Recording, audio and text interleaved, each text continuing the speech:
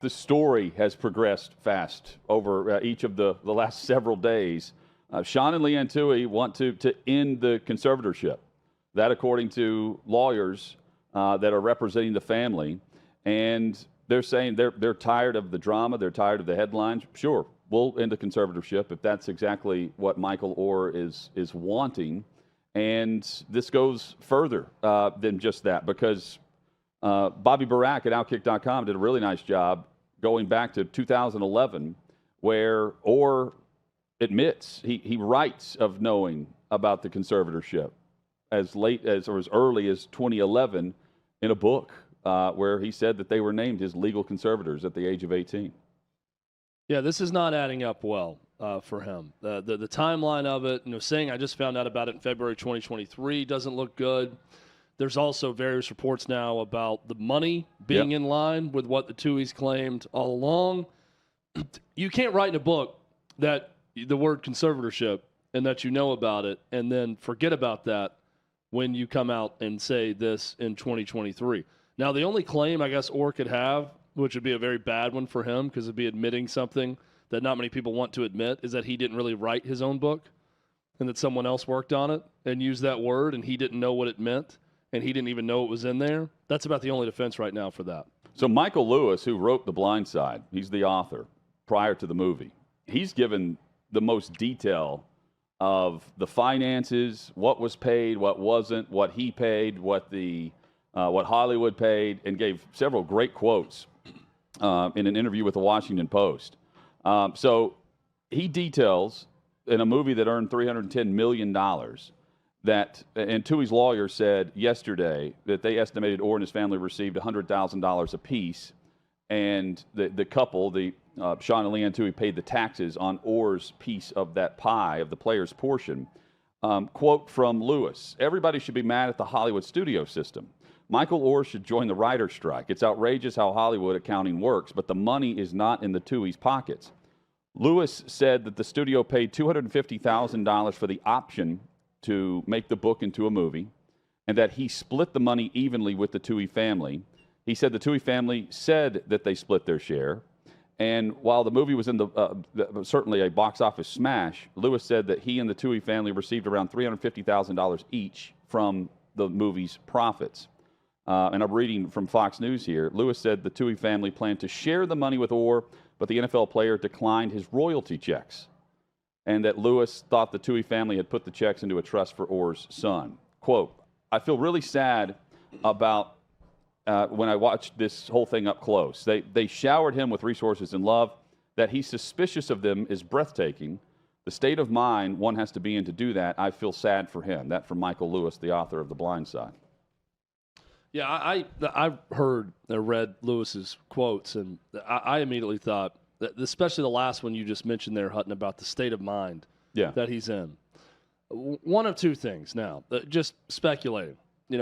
Is this a money thing in that not about the withholding of money, but needing money for Michael Oher, right? I mentioned this when this news broke. Is he in some sort of financial trouble? I wouldn't think so, based on his career, based on making a little bit of money from this also. I don't think that would be the issue, but we have seen stories like that in the past.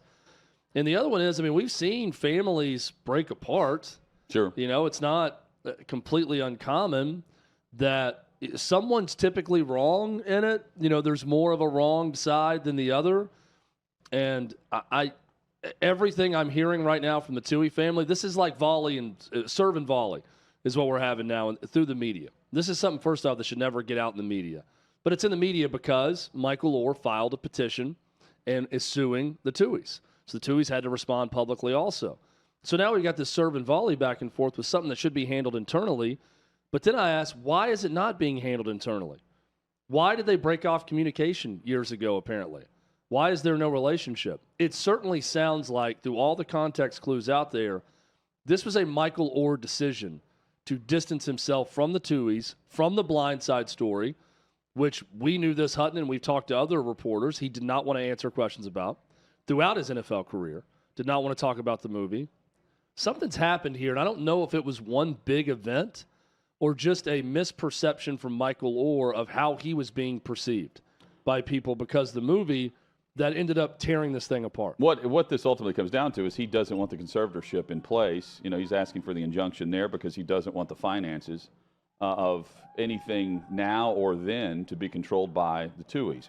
And going through more of what Michael Lewis had to say and the details of the story. So the conservatorship paperwork filed in 2004, just 2 or 3 months, I believe, after he turned 18. We know that was, at least from the Tuohys angle here, that was to clear up issues about being enrolled at Ole Miss, getting through the NCAA issues that were involved in that, in enrollment and playing at Ole Miss, or accused the family of never taking legal action to assume custody of him, and that would be through the Tennessee Department of Human Services, and that was before he turned 18. Months after he turned 18, he signs this document where he said he was falsely advised that it would be called a conservatorship, but it was the intent of an adoption. That's through the FoxNews.com story that has the quotes from Michael Lewis. So then it leads to this, and here we are with the allegations that he's asking for $15 million, and he's not going to go public with this. He's not going to file this claim in court. And the back and forth continues, where ultimately the Tuohys are like, hey, we're just going to sign off and agree to end the conservatorship. Yeah, while he's on a book tour. Which, I mean, that was easy. Again, like, why didn't you just send them, instead of texting them allegedly trying to shake them down for money, if this was really what it was about? But the issue, like, wasn't that pretty easy? The two numbers thrown around, but it's not like the $15 million that has been alleged from the lawyer for the family, saying that was what Oher had asked for in order to stay quiet. But the other percentage point that we referenced earlier this week was 2.5% of the net proceeds of a $300 million film.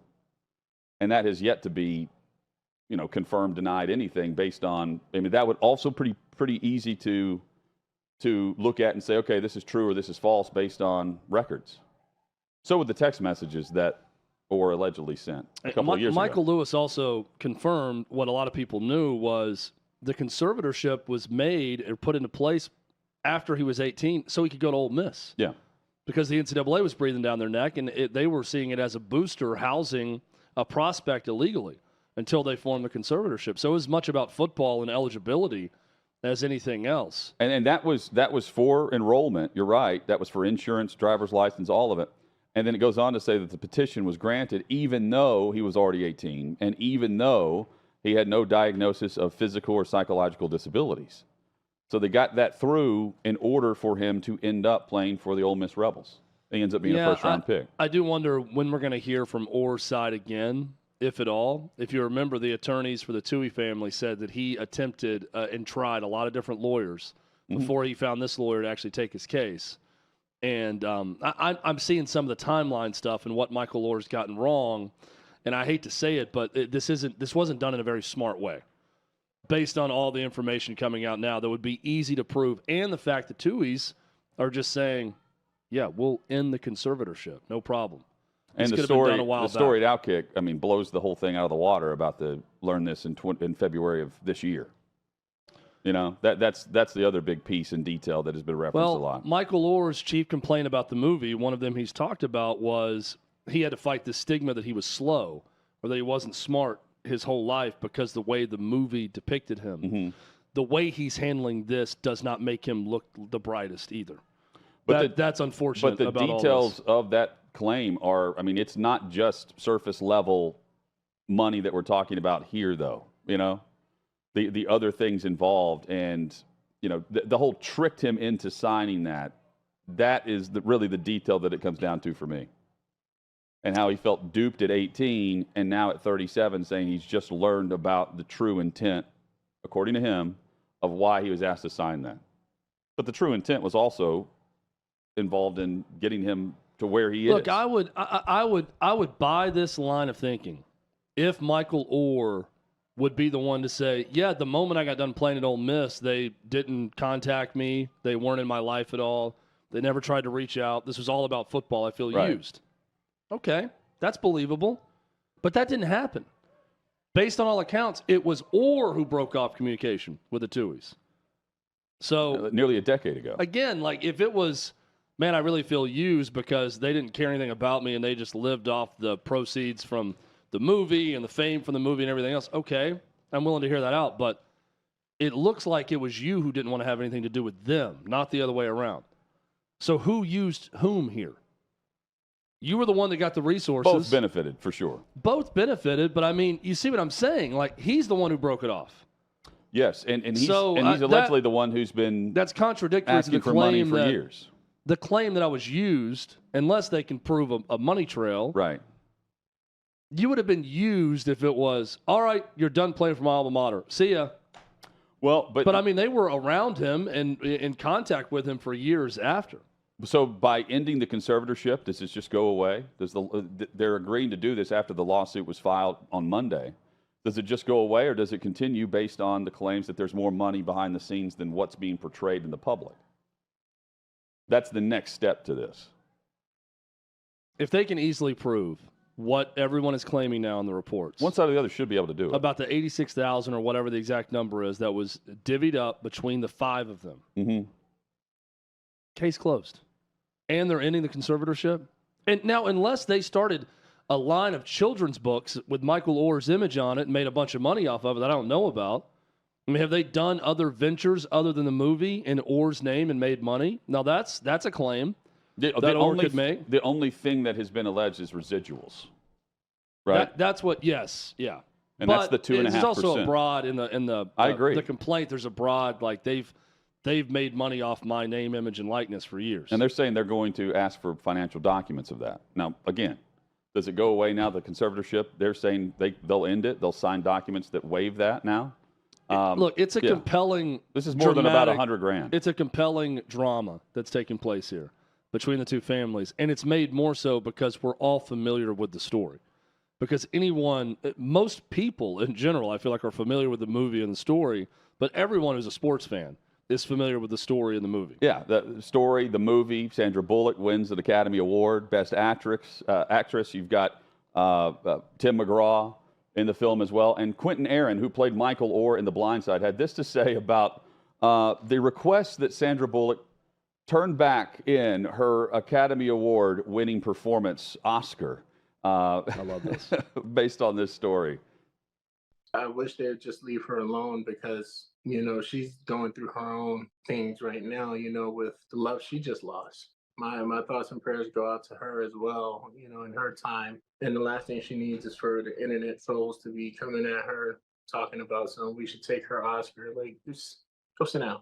Go get a job. Stop. Leave her alone. Like, I'm a teddy bear. I like to think of myself as a teddy bear. But if you mess with the people I love, I will become a grizzly bear. I'm just saying. I love that. That's great. I'm a teddy bear, Well but said, if you mess with Quentin. the ones I love, I'll become a grizzly bear. That's one of the best things ever said. I also love how he ends it with, get a job. To the internet trolls that want And Sandy she did her Bullock's job. Oscar. She portrayed Leanne Toohey. I don't understand how people don't understand this.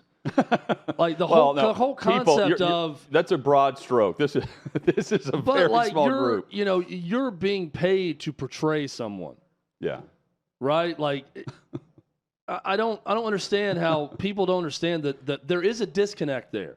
It is a script she is reading, that she is reading someone else's words written for her. She didn't write the book. Michael Lewis did. She didn't write the screenplay. I don't know who wrote it. But she didn't write any of that. She is an actress paid to memorize words, recite them in a way that is entertaining and compelling to an audience that will watch the movie And did it better, or anything Chad, she's in. than Natalie Portman in Black Swan that year. Debatable. But she won the award. The Academy thought that she was better than Natalie Portman in Black Swan. So good for her. But it's not her responsibility. If Leanne Toohey does something crazy after the movie or before, that's not Sandra Bullock doing it. I feel odd even having to try to explain this to people. You realize those are two different people. She's just playing a character that happened to exist. So if she perpetuated some myth that you believe exists, then she deserved the Academy Award even more because she did such a great job portraying it in a way that it convinced you that it was all true. It's crazy. People are stupid. Dumb. They just want the reaction. They want people to pay for nothing that they had to do with anything. Get a job, as the guy who played Michael Oher said. That's right. I echo his sentiment.